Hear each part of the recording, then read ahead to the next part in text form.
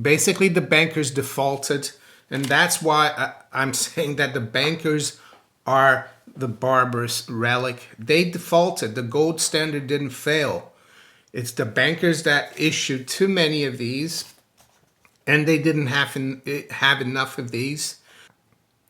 Saturday, March 23rd, 2024, Monaco 64, home of alternative economics and contrarian views.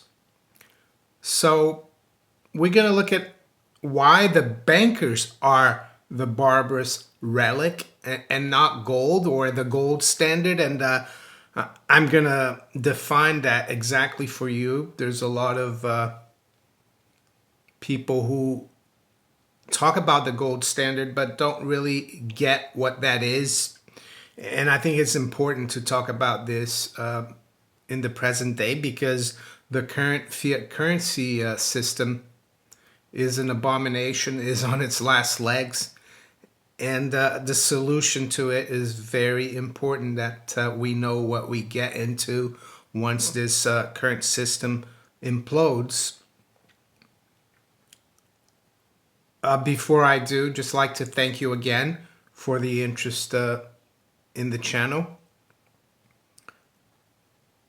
If you're recent to my channel and you enjoy my videos, make sure you subscribe to the channel. Make sure you hit the little notification bell to be notified of all my new videos. I make one every day, really.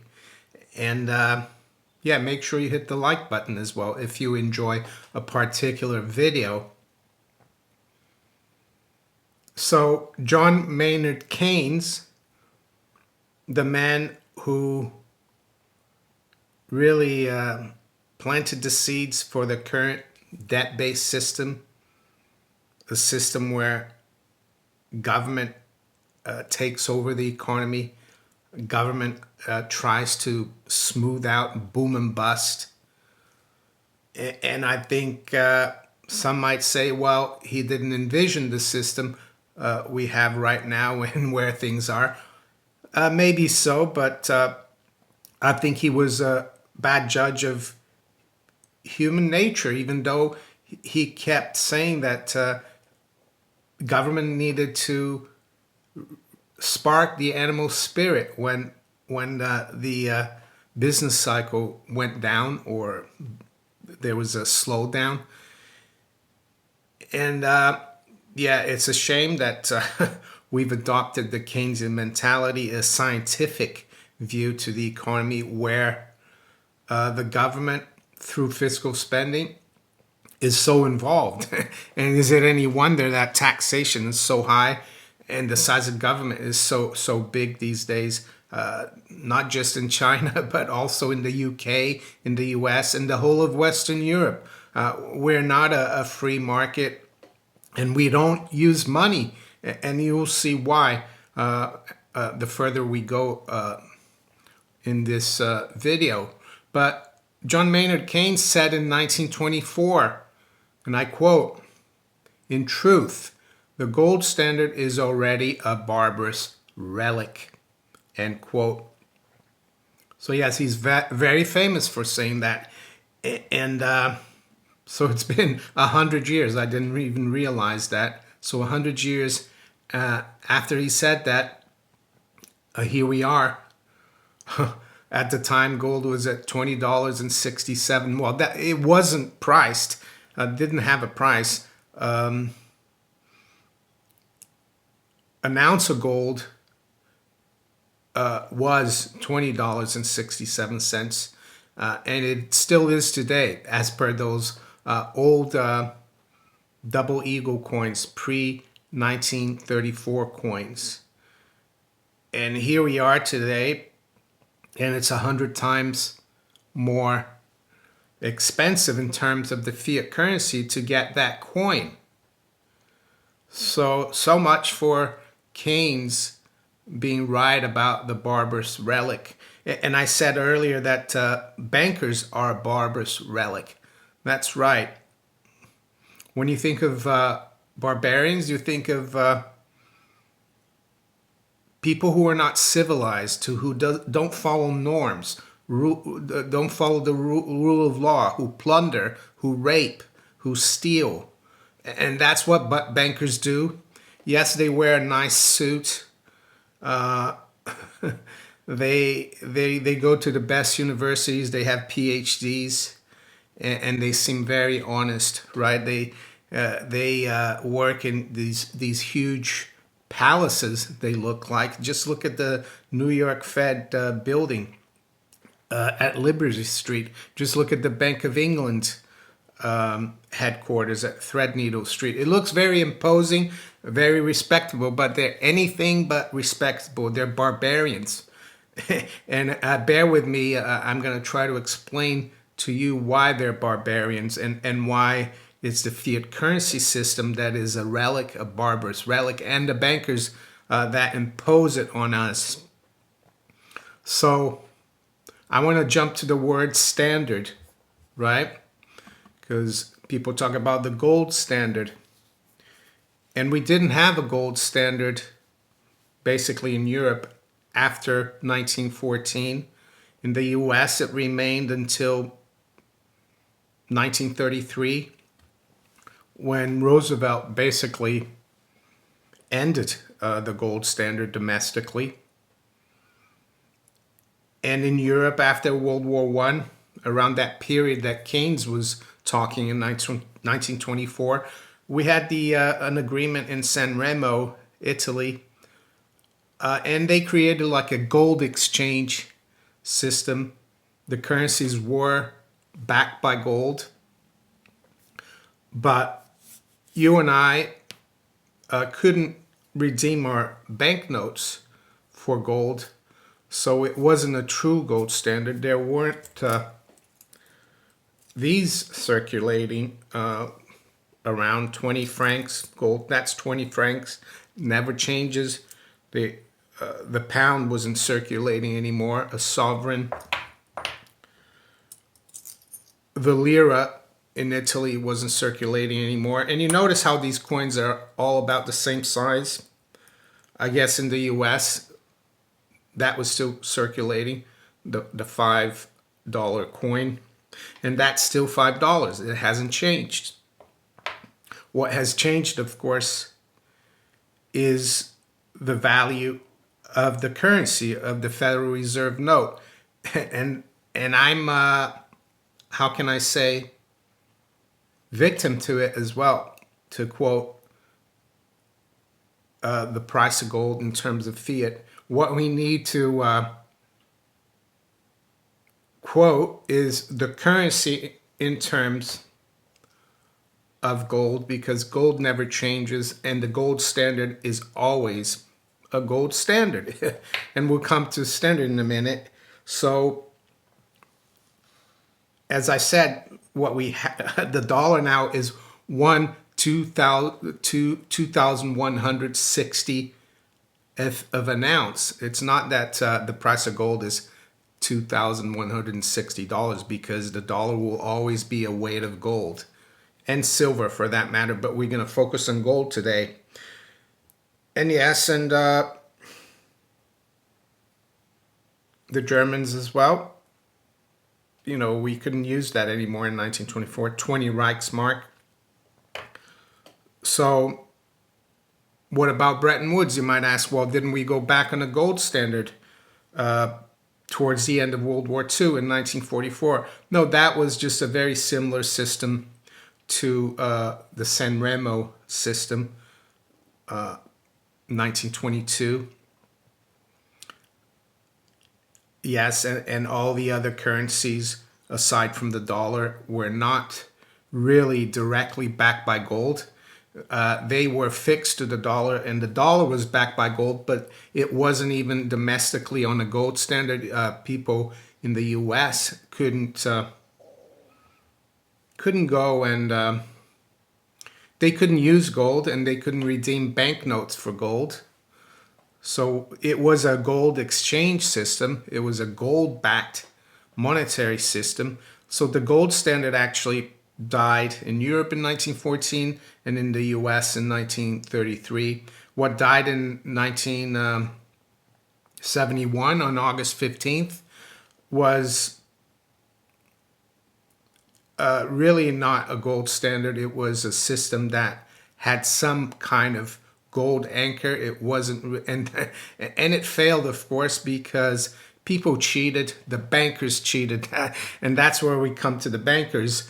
But standard, if you look here, you just type standard meaning. It says it's a level of quality, something used as a measure, norm, right? So there's an analogy sometimes people make about being able to redeem your banknote for real money, because this is not money. This is a promissory note. And amazingly, the Bank of England, they hide it in plain sight. They still say, I promise to pay the bearer on demand the sum of £10. Can you get 10 sovereigns when you go to the Bank of England or to a bank? No, because basically the bankers defaulted. And that's why I'm saying that the bankers are the Barbarous Relic. They defaulted. The gold standard didn't fail. It's the bankers that issued too many of these, and they didn't have enough of these. And the excuse they usually give is war. But I would venture to say, and I'm speculating here, maybe some of you might know more than I do, that come 1914, the banks were in big trouble. And they knew they needed a crisis to try to basically default, because that's what dropping the gold standard was. It wasn't because there's a problem with gold. It was a problem with the bankers issuing too many unbacked loans, fraudulent loans. And the analogy here is when you go to a restaurant and you leave your coat in the cloakroom, they give you a ticket. So when you come out, when you finish your dinner with your loved ones or friends, you come out and give the ticket back, and they give you your coat back. They don't give you another ticket and say, oh, yeah, here's your coat. We'll just give you another ticket. And that's what the Bank of England does these days, because if you call them and ask them why they have this promise, they say, oh, you can bring an old note, we'll give you a new one. They won't give you these. So is that really civilized? No, it's barbaric. And unfortunately, they've been able to do this because the general public is usually ignorant of banking and money. And of course, the powers that be, academia, the economists, they're all in bed with the bankers, and they push education in certain ways so people don't ask questions. They own everything, right? And yes, they denigrate people like me who try to enlighten people about what's really going on and what has gone on. They call you troglodytes, gold bugs, and people like Keynes say it's a barbarous relic. And even the old FT, of course, which is bought and paid for by the bankers, the Financial Times of London. And hopefully I'm going to have something made for the 20th anniversary of this editorial. And I, you know, a lot of you know the story of this. I cut this up, this editorial, laminated it, and this was April 16th, 2004. And I even wrote here, price of gold was $400.65, as you can see. And back then, 20 years ago, the FT said, going gold, the pointlessness of holding bullion continues to sink in. So that's why the FT is a Keynesian publication, and you cannot believe everything they write. So yes, that's what they try to do to people who talk about gold. And I've done a little exercise here, which we're going to go through now, to try to show you how the foreign exchange market and exchange rates that we have today are all based on these coins that I showed you earlier. Yes, some of the European named currencies are not there anymore because they've been replaced by the euro. But fortunately, you'll be able to see with the exchange rate between the pound and the dollar that everything's linked to gold, and that exchange rates that we have nowadays, the foreign exchange market, which is highly leveraged, just like the gold and silver market. And gold and silver, knowing that gold and silver are money, gold and silver are traded in the foreign exchange market, and they're highly leveraged because the bankers, they sell gold that they don't have, and they control the price because they know that their currencies collapse a lot further versus gold. It's the end for them because their currencies are nothing but an empty promise. You can't really extinguish this debt. You can't go to the bank and exchange this for real money. All you can do is pass it around amongst the people, amongst companies. But have you noticed how this becomes worth less and less? And that's the problem with a rising gold price or a falling currency. So, as you can see here, I've done a little exercise. First coin on the piece of paper here is a pound. And believe it or not, that's a gold sovereign, and that's still legally a pound, face value a pound, and it's legal tender in the UK. So the amount of gold in these coins, I've put here pure gold because circulating coins, coins that are currency and money, if you minted them 24 karat, they would lose a lot of the gold. Gold is very soft, and so you have to harden it with an alloy, and that's why, yes, some coins are a different purity. The sovereign is 22 karat. The Reichsmark, I think, is all 90%, just like the dollar. And also the lira and the francs is just sterling that had a little less alloy. But it doesn't matter. What matters is the amount of gold in the coin. So as you can see here, the pound has 7.322 grams. The 20 mark coin has 7.1685 grams, and that's 20. So that's where the exchange rates come in. The lira as well, that's 20 lira, has 5.80644 grams. The dollar, the $5 coin, has 7.5321 grams. And the 20 franc coin has the same amount of grams as the lira coin. So the exchange rate there between the lira and the franc were 1-to-1 because it was the same amount of gold. So, yes, I wrote exchange rats. That's a mistake. It's exchange rates. So you see, 1 pound used to be $4.866344. And where are we now? We're around 126. So this exchange rate here, let's have a look. Where is it?